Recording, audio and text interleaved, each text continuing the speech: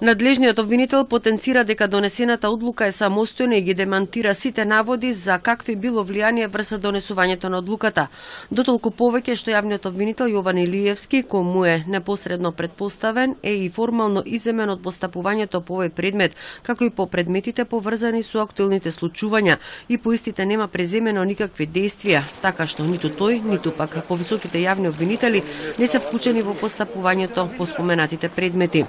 Одлуката за поднесување на обвинителен акт во предметот познат во јавноста под името Пуч, како и во сите други предмети, е донесена и се темели исклучиво врз основа на доказите собрани во текот на истражната постапка, а соопштението на СДСМ, јавното обвинителство, го разбира како притисок врз судот кој треба да ја донесе конечната одлука, се вели во соопштението до јавното обвинителство.